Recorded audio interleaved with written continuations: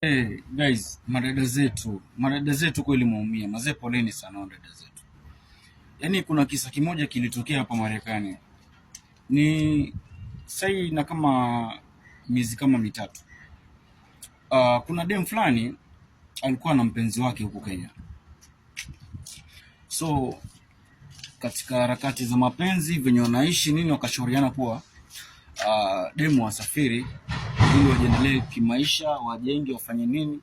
Venye waliongea mambo mengi, so walikuwa na hizo ndoto. So demu akapaa bana, akaenda Saudi Arabia. Na mnajua wanawake wote wenye wameishi Saudi Arabia wanajua tabia za Wahindi huko, sijui Wahindi sijui nini. Wale jamaa wanakuaga na roho mbaya, wana roho nyingine tofauti sana, au sio? So kumbe demu akiwa kule nje sasa akifanya kazi, ikifika mwisho wa mwezi yamwekea jamaa pesa. Sasa kimwekea jamaa pesa, yamwambia basi fanya hivi bwanangu, ni hivi na hivi, nimekutumia hii pesa, na kutumia pesa kidogo, nyingine anatumia wazazi. Ushakuta. Sasa huyu bwana akamwambia basi fanya hivi, mimi nilikuwa naomba kama itawezekana kwa kama miezi kama mitatu. Pesa kama miezi mitatu ukinitumia pesa nitakuwa na save. Kama miezi mitatu alafu niangalie maslahi kama itakuwa tutaanza vipi kujenga nini. Yule demu basi akaingiliana. Demu akawa sasa akituma pesa pa mtumia jamaa.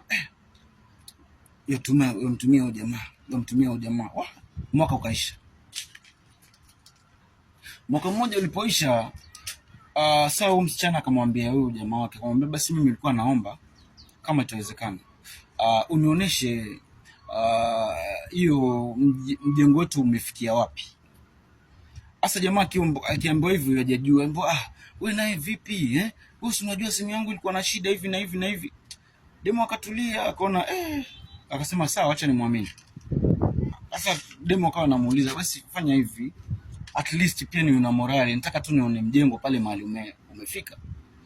Sasa ule jamaa sasa kumbe alikuwa huku mazee zile pesa amerent chumba chingine huku, alafu na mwanamke mwingine. So yule demu wako naye ndo akamshauri kama basi fanya hivi, kama inawezekana tuende kwa mjengo wote tukaongea na foreman apige picha mjengo ni waanza. Wakatumia idea hiyo. Sasa yule demu yuko kule, demu akituma picha, yatumwa picha za ile mjengo. Anasema kwisha. Kumbe nyumba yangu endelea vizuri. Akatuma pesa baba, ametuma. Sasa wakati yarudi sasa, hakumwambia jamaa, demu aliingia ndege huko akafika airport. Hata hakumwambia lolote kusudi ama kwa yarudi.